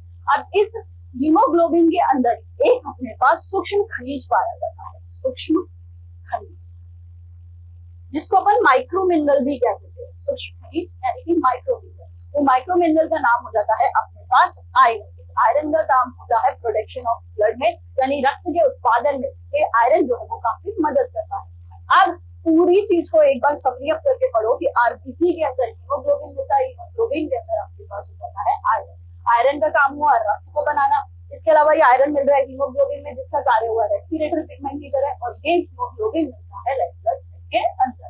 तो यहाँ से जब अपन तीनों चीजों को लर्न करते हैं और तीनों चीजों को लिंक करते हैं, तो हीमोग्लोबिन के अंदर मिलने वाला जो अपना तत्व होता है वो हो जाता है दैट इज आयरन, यानी कि लोहा, जिसको अपन बोलते हैं। चलिए नेक्स्ट क्वेश्चन पे जाने से पहले आप सभी के लिए एक इंपॉर्टेंट इंफॉर्मेशन है, दैट इज आप हमें फॉलो कर सकते हो हमारे टेलीग्राम चैनल पर। हम टेलीग्राम पर दो प्लेटफॉर्म के रूप में अवेलेबल है, दैट इज एक तो अपना टेलीग्राम @नियॉन बुक्स और दूसरा हो जाता है टेलीग्राम पर @नियॉन क्लासेस। नियॉन बुक्स के ऊपर आपको जितनी भी पीडीएफ है, जितने भी टाइप्स की पीडीएफ है, वो सभी फ्री में अवेलेबल हो जाती है, जिसको आप डाउनलोड करके देख सकते हो। वहीं बात करें नियॉन क्लासेस की, तो वहाँ पे काफी सारी क्विज हो गई, पीवाईक्यूज हो गए, क्लास नोट्स हो गए, इसके अलावा लेटेस्ट नोटिफिकेशन हो गए, या यूट्यूब क्लास की पीडीएफ हो गई, ये सारी चीजें आपको फ्री में वहाँ पे अवेलेबल हो जाती है। वहां से आप डाउनलोड करके अपनी प्रिपरेशन को अच्छा कर सकते हो। तो आप फॉलो कीजिए, काफी सारा कंटेंट जो फ्री में अवेलेबल है उसका फायदा उठाइए। चलिए चलते हैं अपने नेक्स्ट क्वेश्चन पे। नेक्स्ट क्वेश्चन आपसे पूछ रहा है बच्चा कि निम्नलिखित में से कौन अपरद को सरल अकार्बनिक पदार्थों में अपघटित कर देता है, यानी विच of the following can degrade detritus into simple inorganic substance. इसमें पहला आपको दिया है एल्गी यानी शैवाल, दूसरा दिया फाइटोप्लैंक्टन जिसको अपन पार्टिकल बोलते थे, थर्ड आपको दिया फंगल एंजाइम जिसको कफ्टी एंजाइम्स भी कहा जाता है, और फोर्थ आपके पास होता है लाइकेन यानी कि काई। देखो सबसे पहले समझते हैं चारों ऑप्शंस को, देन जाइए अपने राइट आंसर पर। जब बात करते हैं एल्गी और फाइटोप्लैंक्टन की, तो ये दोनों ही अपने पास एक प्लांट की ही स्पीशीज या प्लांट की एक प्रजाति की जाती है। एल्गी तो वो होता है जो अपने पास पानी के अंदर पाया जाता है, राइट, पानी में रहने वाला जो सबसे साधारण जीव है, ठीक है, जो अपना खाना भी फोटोसिंथेसिस के थ्रू या प्रकाश संश्लेषण के थ्रू बना रहा है और ऑटोट्रॉफी की स्वयं पोषी पोषण को फॉलो कर रहा है, उसको अपन कहते हैं वो एल्गी। आगे आता है फाइटोप्लैंक्टन, तो ये भी अपन ने बात की कि एक अपने प्लांट की प्रजाति हो जाती है, ये अपने एक्वेटिक इकोसिस्टम के अंदर प्रोड्यूसर यानी कि उत्पादक के रूप में कार्य करती है। जब बात करते हैं अपन फंगल एंजाइम्स की या फिर बैक्टीरिया जीवाणुओं की, तो उनके द्वारा जो अपने डेट्रिटस यानी अपरद होते हैं उनको सरल अकार्बनिक पदार्थों में तोड़ा जाता है, और इस प्रोसेस को ना अपन कैटाबॉलिज्म के नाम से जानते हैं, कैटाबॉलिज्म। अभी आपका जो एसएससी सीपीओ का एग्जाम हुआ था 2022 के अंदर, वहां पे इस प्रोसेस का नाम पूछा गया था कि बैक्टीरिया और फंगल एंजाइम्स के द्वारा डेट्रिटस को सिंपल इनऑर्गेनिक सब्सटेंस में तोड़ने की प्रक्रिया को क्या कहते हैं, तो उसको कैटाबॉलिज्म कहते हैं। इस बार आपसे ये पूछ लिया कि भैया बता दो कि कैटाबॉलिज्म को करता कौन है, तो कैटाबॉलिज्म को कौन करता है, अपने फंगल एंजाइम और बैक्टीरिया कर देते हैं। लास्ट ऑप्शन अपना बचता है लाइकेन्स, तो भैया लाइकेन्स होता है वो एल्गी और अपने फंगल यानी शैवाल और कवक का एक सिम्बायोटिक रिलेशनशिप अपन को एल्गी के अंदर देखने को मिल जाता है। चारों ऑप्शंस आपको क्लियर होने चाहिए, राइट आंसर आपको क्लियर होना चाहिए। और इसी के साथ बढ़ेंगे अपने नेक्स्ट क्वेश्चन पर। नेक्स्ट क्वेश्चन आपसे पूछ रहा है कि आवर्तियों के अवरोही क्रम में विकरणों का सही क्रम क्या है, यानी what is the character order of radiation in descending order of frequency. देखो सबसे पहले समझते हैं इन रेस के बारे में। अपन बात करने वाले हैं, ऊपर आपको दिख रही है वेवलेंथ और नीचे आपको दिख रही है फ्रीक्वेंसी, यानी तरंगदैर्घ्य, और नीचे दिख रही है आवृत्तियां। तरंगदैर्घ्य और आवृत्तियां सदैव एक दूसरे के इनवर्सली प्रोपोर्शनल होते हैं, युक्त क्रमानुपाती होते हैं, यानी जैसे आपका वेवलेंथ बढ़ेगा फ्रीक्वेंसी कम होगा, फ्रीक्वेंसी कम होगा तो वेवलेंथ बढ़ेगा। कैसे, इस प्रकार देख सकते हैं, यहाँ पे आपको वेवलेंथ कम देखने को मिल रही है तो फ्रीक्वेंसी ज्यादा देखने को मिलेगी। वहीं जब इधर चलते हैं तो यहाँ आपको वेवलेंथ ज्यादा देखने को मिलेगी लेकिन फ्रीक्वेंसी कम देखने को मिलेगी। ये आपको यहाँ से याद रखना है। दूसरी चीज, अपन कुछ वेव्स की बात करने वाले हैं, रेस या कुछ रेस की बात करने वाले हैं, उन रेस का आपको नाम याद होना चाहिए। पहले आती है गामा रेस जिसकी खोज की थी अपने पास बैक्यूएल। सेकंड आती है एक्स रेस जिसकी खोज की थी रोएंटेल ने। थर्ड आपके पास आती है यूवी रेस जिसकी खोज की थी राइगर। फोर्थ आती है विजिबल रेस जिसकी खोज की थी न्यूटन ने। नेक्स्ट आपके पास आती है इंफ्रारेड रेस जिसकी खोज की थी डब्ल्यू हाइट। नेक्स्ट आती है माइक्रोवेव जिसकी खोज की थी हर्ट्ज। और लास्ट आती है रेडियो वेव जिसकी खोज की थी आपके मार्कोनी। अब इनकी फ्रीक्वेंसी भी आपको याद होनी चाहिए। फ्रीक्वेंसी कैसे याद करोगे, 4 का पहाड़ा यानी 4 का टेबल जो है वो सबको आता है, 4 का टेबल लर्न होना चाहिए। 10 की पावर 4 पे रेडियो वेव आ गया, ठीक है, 10 की पावर 8 पे माइक्रोवेव आ गया, 4 एकम 4 4 3 आपके 12 आ जाता है तो इंफ्रारेड आ गया। उसके बाद आगे चलिए 16 पे यूवी आ गया, 20 पे एक्स आ गया और 24 पे गामा रेज आ जाता है। तो इस क्रम में आप उसको याद रख सकते हैं। अब विजिबल की बात की जाए तो विजिबल लाइट की जो फ्रीक्वेंसी होती है या विजिबल रेस की जो फ्रीक्वेंसी होती है वो आपको 7 × 10 की पावर 14 से 4 × 10 की पावर 14 हर्ट्ज के मध्य देखने को मिल जाती है। जब अपन राइट ऑप्शन की बात करेंगे तो ऑप्शन नंबर सी जो है, पहले एक्सरेज फिर माइक्रोवेव, आपके इंफ्रारेड फिर माइक्रोवेव और फिर रेडियो वेव्स, आपको इस क्रम में ये देखने को मिल जाती है। इवन हमने यहाँ से इनकी खोज भी याद करी, फ्रीक्वेंसी याद करी, फ्रीक्वेंसी और वेवलेंथ के मध्य संबंध देगा। तो ये सारी चीजों को अपने माइंड में सेट करते हुए अब बढ़ेंगे अपने नेक्स्ट क्वेश्चन। नेक्स्ट क्वेश्चन जो है वो आपसे पूछ रहा है कि जंतुओं के किस समूह का नाम उनकी कांटेदार त्वचा के कारण रखा गया है और उनके पास पानी से चलने वाली ट्यूब प्रणाली है जिसका उपयोग वो घूमने के लिए करते हैं। इंग्लिश में बात की जाए तो which group of animals are named because of the spiny skin and have a particular water driven tube system that they use for moving around, जिसमें पहला आपके पास है हेमिकोडेटा, सेकंड आपके पास एस्केलेंथीज, थर्ड आपके पास इकाइनोडर्मेटा या फोर्थ आपके पास मोलस्का। देखो यहाँ हम बात करने वाले हैं इकाइनोडर्मेटा की। इकाइनोडर्मेटा जो होते हैं ना, इनकी बॉडी आपको कांटेदार यानी कि स्पाइनी बॉडी देखने को मिल जाती है। सेकंड बात करते हैं तो ये पानी में रहने वाले या आप कह सकते हो समुद्री जानवर होते हैं जो मुक्त रूप से समुद्र में रहते हैं। इंग्लिश में बात की जाए तो exclusively free living marine animals अपन को देखने को मिलते हैं। थर्ड बात की जाए इनका जो रेस्पिरेशन और एक्सक्रीशन होता है वो गिल्स के थ्रू यानी गलफड़ों के द्वारा होता है। अब गलफड़ों या गिल्स के थ्रू जो रेस्पिरेशन करती है वो फिश होती है। तो याद रखना गिल्स आते ही इनके एग्जाम्पल में आ जाती है अपने पास फिश यानी कि मछलियां, तो स्टारफिश हो गया, ब्रिटल स्टार हो गया और सी कुकुम्बर हो जाता है। आगे बात करते हैं इनके अंदर हाँ वाटर वेस्कुलर सिस्टम पाया जा रहा है या वाटर ट्यूब सिस्टम पाया जा रहा है जो इनको चलने फिरने में या घूमने फिरने में मदद करता है। जब अपन सारे ऑप्शंस को देखते हैं कि उनके पास स्पाइनी स्किन मिल रही है यानी कांटेदार स्किन मिल रही है, वाटर ड्रिवन ट्यूब सिस्टम मिल रहा है, तो ये सारी चीजें ही हमको इकाइनोडर्मेटा में मिल जाती है और यहाँ से अपन राइट आंसर इकाइनोडर्मेटा मानते हुए चलते हैं नेक्स्ट क्वेश्चन। अच्छा जी, नेक्स्ट क्वेश्चन पर जाने से पहले आप सभी के लिए इंपॉर्टेंट इंफॉर्मेशन है that is if you are preparing for SSC CGL exam, तो सीजीएल के 2018 के, उसके बाद 2019 के, 2020 के, 2021 और 22 के, और अभी आपका जो 22 और 23 में प्री और मेंस का एग्जाम है, उन सभी के रीजनिंग के क्वेश्चंस के सॉल्यूशन बलराम सर के थ्रू वो भी नियॉन कांसेप्ट के साथ हमारे YouTube चैनल पर एकदम फ्री में आपको करा दिए गए हैं। अगर आप अपनी प्रिपरेशन को स्ट्रॉन्ग करना चाहते हो, सारी चीजों को अच्छे से समझना चाहते हो, तो इन सभी सॉल्यूशंस को वहां जाकर के देख सकते हो। केवल आपके सीजीएल ही नहीं, आपका सीएचएसएल हो गया, एमटीएस हो गया, स्टेनो हो गया या आपके एसएससी जितने भी एग्जाम है वो सभी के सॉल्यूशन आपको यूट्यूब पे मिल जाते हैं। इसके अलावा एसएससी के अलावा आपको रेलवे के भी मिल जाते हैं, एनटीपीसी एनडीएमसी वगैरह, राइट। और इवन रीजनिंग ही नहीं, आपको मैथ्स के भी इन सारी कैटेगरीज के सॉल्यूशन एकदम फ्री में हमारे यूट्यूब पर मिल जाएंगे, तो आप वहां जाकर के इनको देख सकते हो और अपनी प्रिपरेशन अच्छी कर सकते हो। तो चलिए स्टार्ट करते हैं अपन अपनी next shift that is CGL mains 2022 की। अपन 6/3/2023 की शिफ्ट को स्टार्ट करने जा रहे हैं। सबसे पहले देखते हैं इनका एग्जाम एनालिसिस। हमने साइंस को सेम चीज 4 पार्ट्स में डिवाइड किया बच्चा, फिजिक्स, केमिस्ट्री, बायोलॉजी और एनवायरनमेंट। फिजिक्स में से आपके पास 2 क्वेश्चंस रहे, केमिस्ट्री से आपके पास भी 2 क्वेश्चंस रहे, बायो से पर आपके पास 3 रहे, एनवायरनमेंट से 1 रहा और टोटल नंबर ऑफ क्वेश्चन आपको 8 देखने को मिले 6/3/23 की शिफ्ट के। चलिए स्टार्ट करते हैं question number first. Question number जो फर्स्ट है वो आपके फिर स्टेटमेंट बेस्ड क्वेश्चन पूछा गया है आपसे, स्टेटमेंट आपको चेक करनी है, राइट। अब ये जो स्टेटमेंट है वो ग्लोबल वार्मिंग के या वैश्विक तापमान के आधार पर आपको दी गई है, तो उनको चेक कर लेते हैं। स्टेटमेंट फर्स्ट की बात की जाए तो वो आपको बोल रहा है कि वैश्विक तापमान मानव गतिविधियों मुख्य रूप से जीवाश्म ईंधन के जलाने के कारण पूर्व औद्योगिक काल से देखी गई पृथ्वी की सतह का दीर्घकालिक तापन है जो पृथ्वी के वायुमंडल से ऊष्मा अवशोषण वाले ग्रीन हाउस गैसेस के स्तर को बढ़ाता है। और दूसरी स्टेटमेंट आपको बोले कि वैश्विक तापमान जलवायु परिवर्तन के कारण होता है जो व्यापक बाढ़ और चरम मौसम के रूप में भी पृथ्वी पर जीवन के लिए गंभीर खतरा उत्पन्न करता है। देखो इस चीज को ना थोड़ा शॉर्ट करके समझते हैं, थोड़ा इजी लैंग्वेज में समझते हैं। जब अपन बात करते हैं ग्लोबल वार्मिंग की, तो ग्लोबल वार्मिंग एक ऐसा प्रोसेस है जिसमें अपनी अर्थ की या अपनी पृथ्वी की जो सतह है ना उसका तापमान काफी बढ़ता जा रहा है और वो वैश्विक स्तर पर तापमान बढ़ता जा रहा है। तो तापमान बढ़ने का कारण मानव की कुछ गतिविधियां हो सकती हैं जैसे जीवाश्म को जलाना। अब ये तापमान बढ़ने की वजह से, हमारी गतिविधियों की वजह से हमारा जो एटमॉस्फेयर है उसमें भी ग्रीन हाउस गैसेस जो है उनका लेवल काफी बढ़ गया है। ये आपकी फर्स्ट स्टेटमेंट कह रही है और फर्स्ट स्टेटमेंट बिल्कुल करेक्ट है, अगर इसको नॉर्मली इजी करके समझते हैं।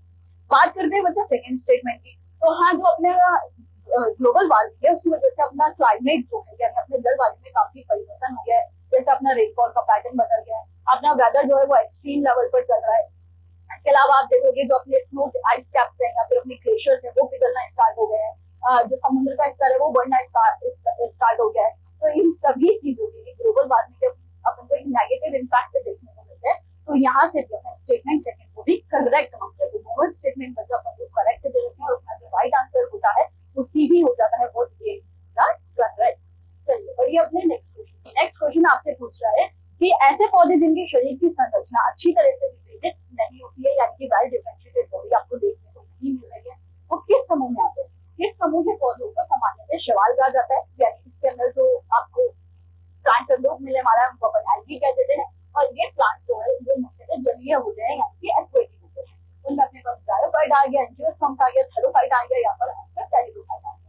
अब बात कर लेते हैं जरा थैलोफाइटा की। देखो जो थैलोफाइटा ऑर्गेनिजम्स होते हैं, जीव होते हैं, उनकी बॉडी रूट, स्टेम्स और लीफ यानी तने, जड़ और पत्तों में विभाजित नहीं होती है। उसको अपन कह सकते हैं कि इनकी बॉडी वेल डिफरेंशिएटेड है या विभेदित नहीं है। तो इस टर्म की जगह उन्होंने वेल डिफरेंशिएटेड यूज किया, मीनिंग तो दोनों का सिमिलर ही है।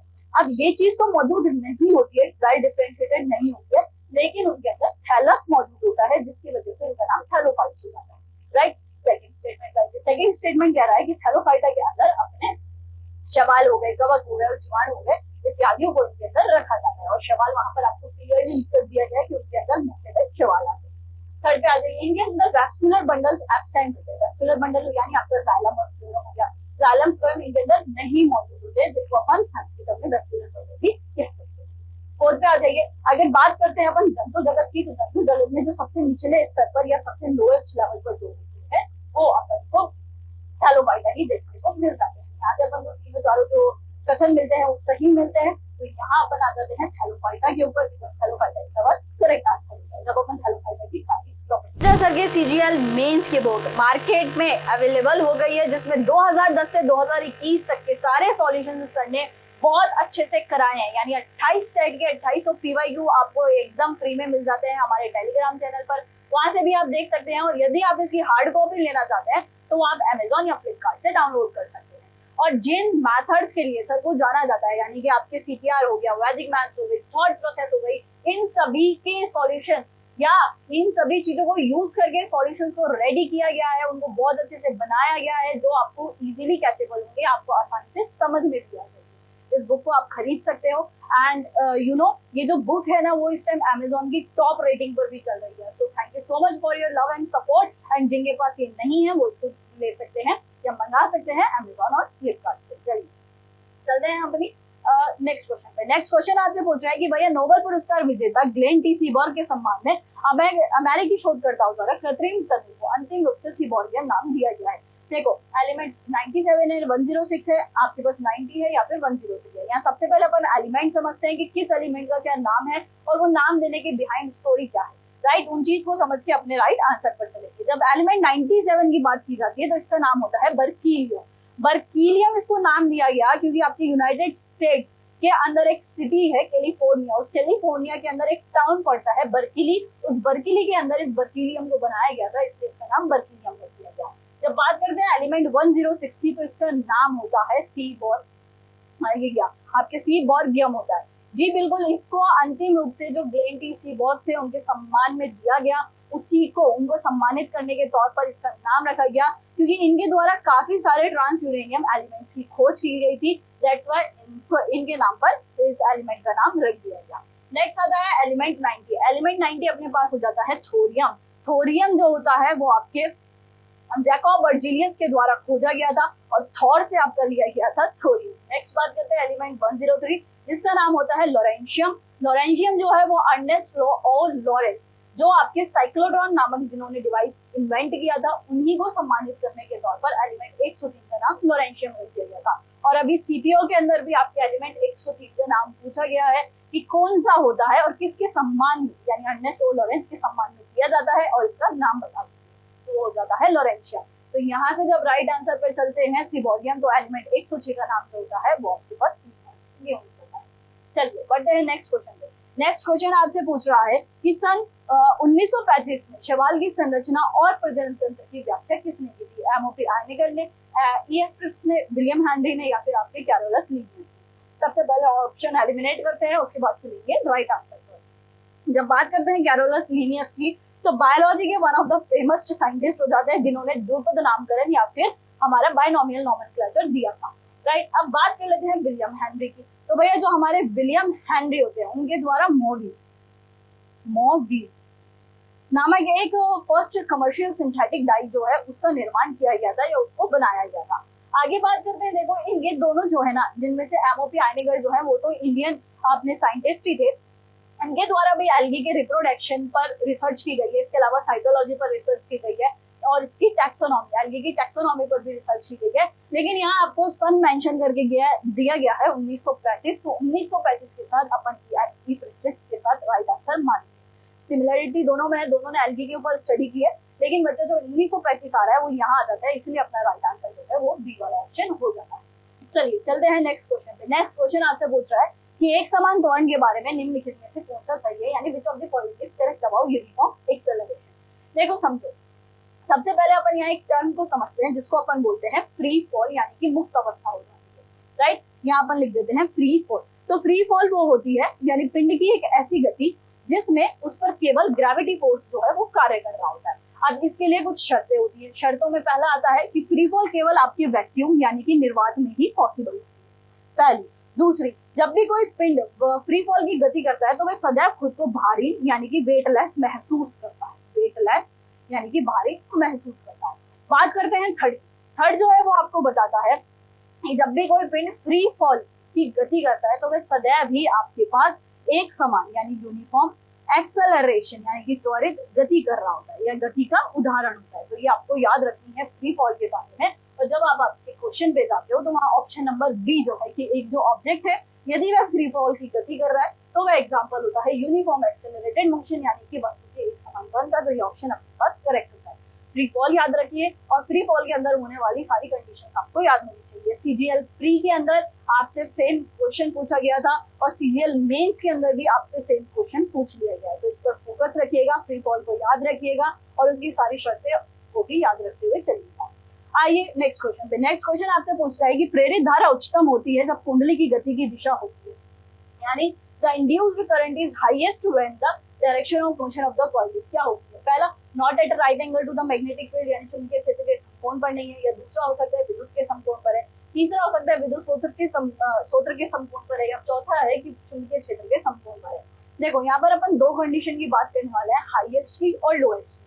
अब क्वेश्चन में आपसे पूछी गई है इस टाइम हाईएस्ट, राइट। तो हाईएस्ट जब होती है जब हमारे कुंडली की जो गति की दिशा है वो हमारी विद्युतीय यानी कि हमारे विद्युतीय इलेक्ट्रिसिटी के 90 डिग्री पर होती है, 90 डिग्री पर होती है। और इस 90 डिग्री को अपन राइट एंगल के नाम से भी जान लेते हैं। तो यहाँ से जो राइट आंसर होता है वो अपने पास बी होता है। अच्छा, ये तो बात हुई हाईएस्ट की। अब लोएस्ट कब होती है? लोएस्ट जब होती है जब अपनी direction of motion of coil electricity के 90 की जगह या तो पैरेलल होगी, ठीक है, या तो पैरेलल शब्द याद रखना या फिर याद रखना 180 डिग्री पर। दोनों में से कोई सा भी शब्द आ सकता है, या तो पैरेलल आ सकता है, 180 डिग्री आ सकता है लोएस्ट के अंदर। और हाईएस्ट के अंदर आपसे पूछ सकता है राइट एंगल हो सकती है, परपेंडिकुलर हो सकती है, तो उस टाइम ये हमारे पास हाईएस्ट रहती है। अभी हाईएस्ट पूछा था तो ऑप्शन नंबर बी अपन करेक्ट मानते हैं और चलिए अपने नेक्स्ट क्वेश्चन। नेक्स्ट क्वेश्चन आपसे पूछ रहा है कि हाइड्रोजन आवर्त सारणी के किन दो समूह के गुणों से मेल खाता है, यानी which group resembles the property of which of the two groups of the periodic table. Group 2 और 17 हो गया, ग्रुप 1 और 3 हो गया, 1 और 17 हो गया, या फिर 2 और 4 हो जाता है। देखो बात करते हैं हाइड्रोजन की। तो हाइड्रोजन की जो खोज की गई थी वो हेनरी कैवेंडिश के थ्रू की गई थी। आप नाम याद रखिए, हेनरी कैवेंडिश। और जब बात करते हैं हाइड्रोजन की जो स्ट्रक्चर दी गई थी यानी संरचना दी गई थी वो नील्स बोर के थ्रू दी गई। अब हाइड्रोजन जो है वो ग्रुप 1 में रखा जाता है यानी क्षार धातु एल्काइल मेटल्स में रखा जाता है, लेकिन वहां उसकी स्थिति फिक्स नहीं है क्योंकि ग्रुप 1 के अंदर केवल क्षार धातु मिल रही है, जबकि हाइड्रोजन के अंदर क्षार धातु के अलावा ग्रुप नंबर 17 यानी हैलोजन की भी आपको प्रॉपर्टीज देखने को मिल जाती है।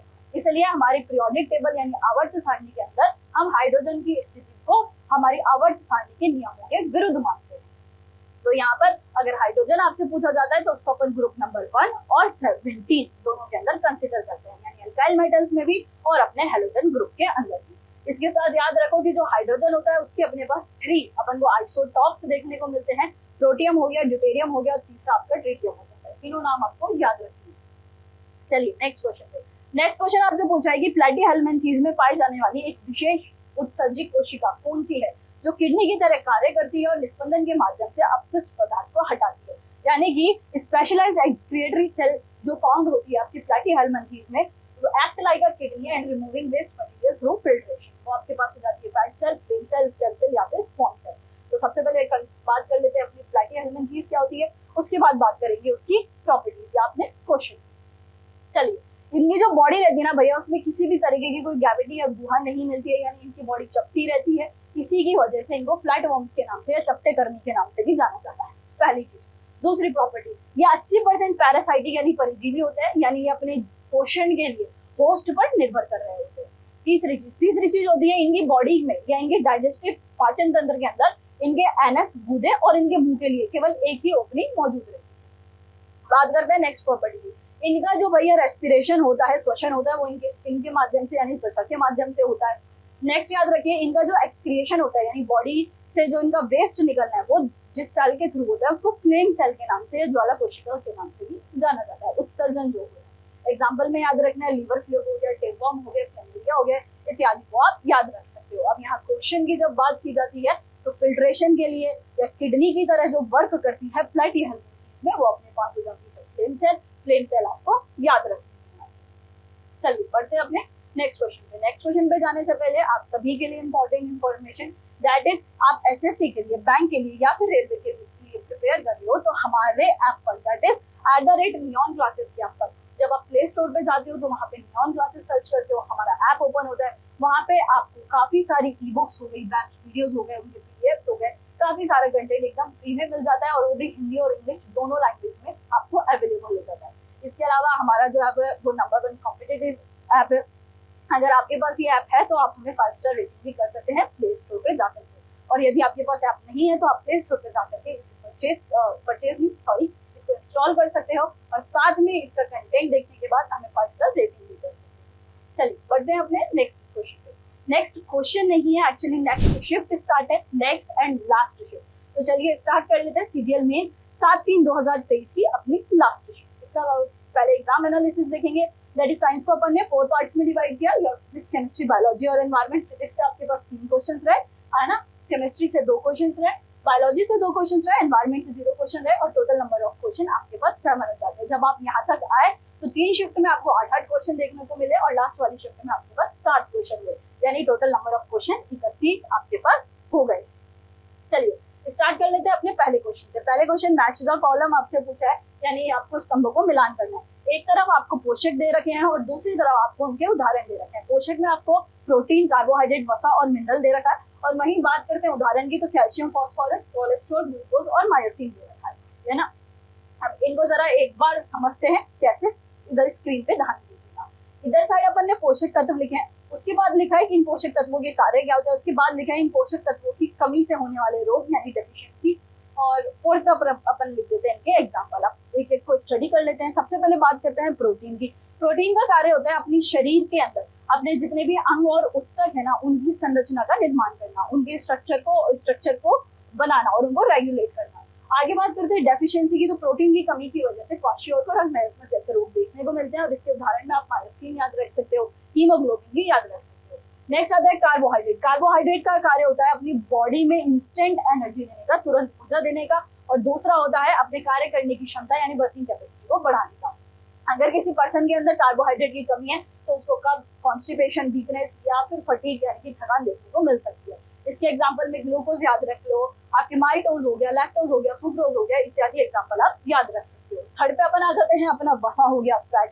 फैट का जो कार्य होता है वो अपनी बॉडी को एक वाटर प्रूफ बनाता है। पहली चीज वाटर प्रूफ आपको याद रखना है। दूसरा अपनी जो बॉडी के जितने भी ऑर्गन्स उनको क्षति यानी कि डैमेज से बचाता है, और थर्ड होता है कि अपने कार्य करने की क्षमता को यानी वर्किंग कैपेसिटी को बढ़ाने में भी कार्य करता है।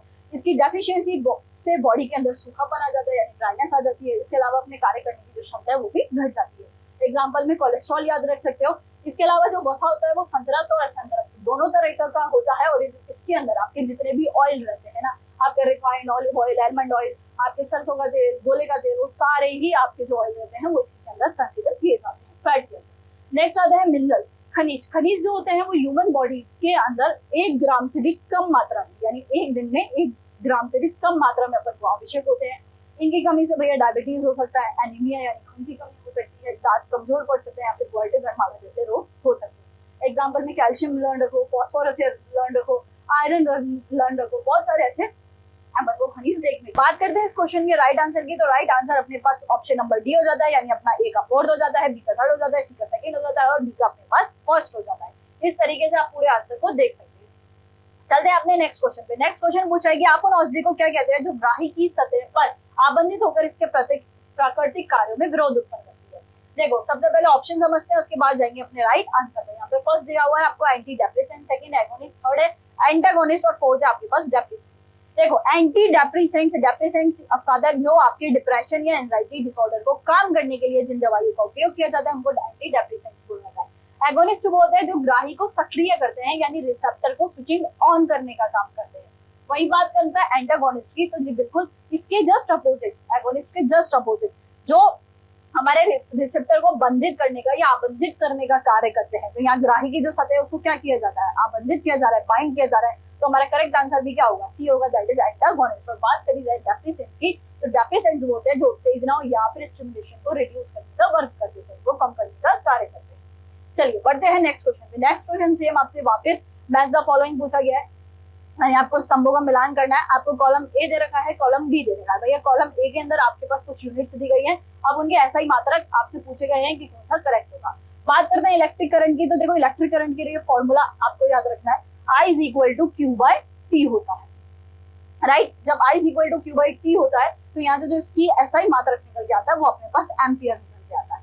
अब बात करते हैं यदि पोटेंशियल डिफरेंस की, तो उसको आप याद रख सकते हो, V is equal to IR हो जाता है। यहाँ पे पोटेंशियल डिफरेंस यानी उसका जो मात्रक आता है वो अपने पास आ जाता है वोल्ट, तो ये हो गया वोल्ट और ये चला जाता है अपना एम्पियर।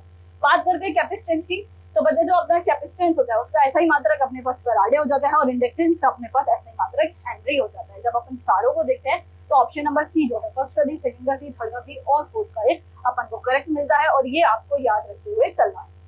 जब आप हमारी फिजिक्स की हैंडबुक पे जाते हो तो वहां पे जो टेबल फर्स्ट है, राइट, आपको फर्स्ट ही चैप्टर के अंदर यूनिट एंड मेजरमेंट के अंदर एक टेबल मिल जाती है। उस टेबल के अंदर आपको सारे फॉर्मूलाज, सारी यूनिट्स मिल जाएंगी, यूनिट्स के साथ उनके फॉर्मूलाज मिल जाएंगे, पीवाईक्यू में वो कितनी बार आए हुए हैं यानी आपको वो भी लिखा हुआ मिल जाएगा, साथ ही में उनके एसआई मात्रक भी वहां पर मिल जाते हैं। तो आप उसको टेलीग्राम से डाउनलोड कर सकते हो और सारे एसआई मात्रक को बहुत अच्छे से लर्न कर सकते हो जितने भी आपके फिजिक्स के अंदर यूज होते हैं।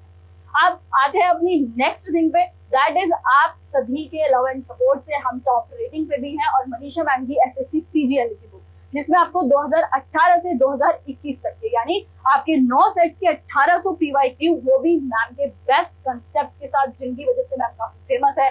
डिस्को लोकेशन हो गया, फिक्स प्रोपोजिशन हो गया या फिर आपके पैरेलल कंस्ट्रक्शन हो गया, स्ट्रक्चर्स ऑफ वर्ड्स हो गए, इन सभी के तहत सारे सॉल्यूशंस को बनाया गया है, प्रिपेयर किया गया है और हम टॉप रेटिंग पर भी चल रहे हैं। जिनके पास ये बुक्स नहीं है वो इसको मंगा सकते हैं अमेजोन एंड फ्लिपकार्ट से, एंड जिनके पास ये बुक है भैया उसको अच्छे से पढ़ो। अगर कोई हार्ड कॉपी नहीं परचेज कर सकता है तो इसकी जो सॉफ्ट कॉपी है वो हमारे टेलीग्राम पर भी अपलोड है, आप वहां से भी इसको डाउनलोड करके पढ़ सकते हो। चलिए स्टार्ट करते हैं अपना नेक्स्ट क्वेश्चन और चलते हैं अपने नेक्स्ट क्वेश्चन पे। नेक्स्ट क्वेश्चन आपसे पूछ रहा है कि 1911 में अल्फा क्षय के अर्धआयुकाल और उत्सर्जित अल्फा कणों की ऊर्जा के बीच प्रयोग से संबंध किसने दिया। आपके पास फर्मियर मैग्नर हो जाता है, गैगर एंड न्यूटन हो जाता है, चैडविक एंड लॉरेंस हो जाता है और फोर्थ होता है सोडी एंड एस्ट्रॉन। सबसे पहले अपन ऑप्शन को एलिमिनेट करते हैं, उसके बाद अपने राइट आंसर पर जाएंगे। देखो ऑप्शन नंबर सी पे आइए, चैडविक के द्वारा न्यूट्रॉन की खोज की गई है ना। नेक्स्ट आते हैं लॉरेंस। लॉरेंस अपन इतनी देर से पढ़ रहे हैं, अर्नेस्ट लॉरेंस जिन्होंने साइक्लोट्रॉन नामक यंत्र जो है वो बनाया, डिवाइस बनाया या उसको इन्वेंट किया, राइट। तो लॉरेंस चले जाते हैं वहां पे। अब आते हैं सोडी। सोडी के द्वारा जो है आपके law of radio active displacement दिया गया था फिजिक्स के अंदर। वहीं एस्ट्रॉन जो है इनके द्वारा मेटा नियॉन दिया गया था। मेटा नियॉन, नियॉन का ही एक रूप आप कह सकते हो, या नियॉन से एक सिमिलर एक और तत्व होता है मेटा नियॉन, वो हमारे एस्ट्रॉन के द्वारा दिया गया था।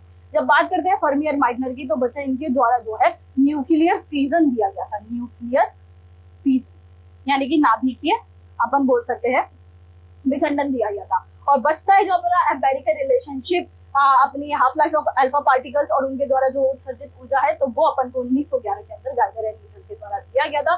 तो राइट ऑप्शन अपन यहाँ से बी मानते हैं और बी को करेक्ट करते हुए चलते हैं अपने नेक्स्ट क्वेश्चन पे। नेक्स्ट क्वेश्चन आपसे पूछ रहे हैं कि बीमारी के दौरान पोषण देखभाल कार्यकर्ताओं का एक संगठित समूह है जिसमें निम्नलिखित में से किसके अलावा अन्य सभी शामिल हैं। देखो ये पूछ रहा है कि जिस टाइम कोई व्यक्ति बीमार होता है तो बीमारी के दौरान कुछ ऐसे हमारी द्वारा एक्टिविटीज की जाती है, उन एक्टिविटीज के अंदर अपन क्या क्या रख सकते हैं। देखो जब कोई बीमार है तो सबसे पहली चीज अपन उसकी स्थिति देख सकते हैं कि भैया जो पर्सन बीमार है वो सही है या नहीं, दूसरा उसका डाइट चार्ट बना सकते हैं, राइट, उसका जो न्यूट्रिशन अपन दे रहे हैं, जो उसको अपन पोषक तत्व दे रहे हैं वो उसके लिए सही है भी या नहीं, क्या तो उसकी एक स्थिति या उसकी एक प्लानिंग कर सकते हैं। थर्ड होता है कि जो पोषण अपन उसको दे रहे हैं उससे उसको कोई प्रॉब्लम तो नहीं हो रही, और अगर प्रॉब्लम हो रही है तो अपन उस पोषण को या उसको जो भी पोषण के अपन को खनिज देने चाहिए या तत्व देने चाहिए उनको अपन बदल सकते हैं। जब अपन चारों ऑप्शंस को पढ़ते हैं तो उसमें अपने पास ऑप्शन ए अपन को मिलता है, मनोवैज्ञानिक तनावों का आकलन हो सकता है। सेकंड आपको मिलता है कि पोषण की स्थिति का आकलन हो सकता है, बिल्कुल हमको क्या पोषण देना है उसकी स्थिति तो हम देखेंगे, जैसे अभी हमने डिस्कस किया, तो ये अपने पास करेक्ट रहता है।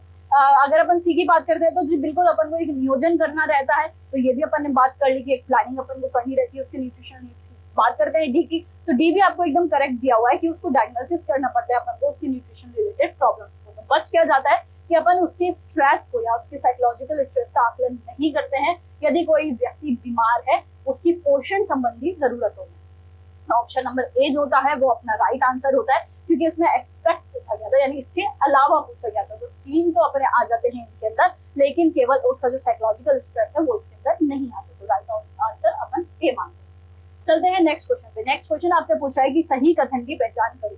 सही कथन में आपको वही 4 स्टेटमेंट दिए गए हैं, उनमें से एक आपको चूज करना है। पहला है न्यूटन का बल की इकाई होती है, दूसरा है न्यूटन शक्ति की इकाई होती है, तीसरा आपको दिख रहा होगा जूल बल का मात्रक होता है, डी आपको दिख रहा है जूल है वो यूनिट ऑफ पावर होता है। देखो यहाँ से 3 शब्द हैं जो आपको देखने को मिल रहे हैं, एक तो अपने पास हो जाता है पावर, एक हो जाता है फोर्स, एक आप कह सकते हो न्यूटन, और एक अपन कह सकते हैं जूल, राइट। 3 नहीं 4 शब्द है, 4 शब्दों को एक बार डिस्कस कर लेते हैं। पावर की बात की जाती है तो पावर का जो ऐसा ही मात्रक होता है वो अपने पास वाट होता है, ये आपको याद रखना है। जब बात करते हैं जूल की तो जो अपना कार्य होता है उस कार्य का ऐसा ही मात्रक अपने पास हो जाता है जूल।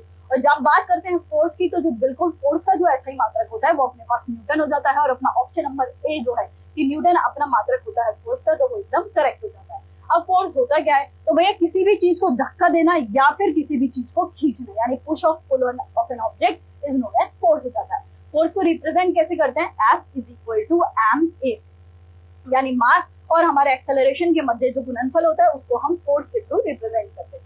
मास का ऐसे ही जो मात्रक होता है वो अपने पास किलोग्राम रहता है, वहीं एक्सेलरेशन का जो ऐसा ही मात्रक रहता है वो मीटर पर सेकंड स्क्वायर रहता है। जब किलोग्राम को मल्टीप्लाई किया जाता है मीटर पर सेकंड स्क्वायर से तभी आपको मिलता है न्यूटन, जो हमारे फोर्स का ऐसा ही मात्रक होता है। ये चीज आप याद रखोगे।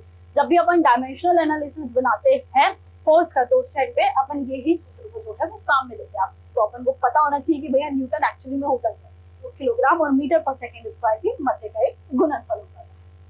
चलिए चलते हैं अपने नेक्स्ट क्वेश्चन पे। नेक्स्ट क्वेश्चन आपसे पूछ रहा है कि 1845 में किस जर्मन रसायन ने एसिटिक एसिड के संश्लेषण के लिए एक विधि प्रकाशित की कि एक प्राकृतिक उत्पाद जिसमें 2 कार्बन परमाणु होते हैं, यानी एसिटिक एसिड की एक सिंथेसिस की एक विधि बताई थी कि जिसके अंदर 2 कार्बन एटम्स मौजूद रहते हैं। तो 1845 में किसने बनाई थी? देखो एसिटिक एसिड के सूत्र की बात की जाए तो वो आपके पास रहता है CH3 COOH हो जाता है, राइट। अब यहाँ पे आपको कार्बन देखने को मिल रहे होंगे, 2 हो जाते हैं कार्बन के परमाणु, और वही वो बोल रहा है कि कार्बन के 2 परमाणु रहते हैं। सबसे पहले ऑप्शन से समझेंगे, उसके बाद अपने राइट आंसर पर जाएंगे।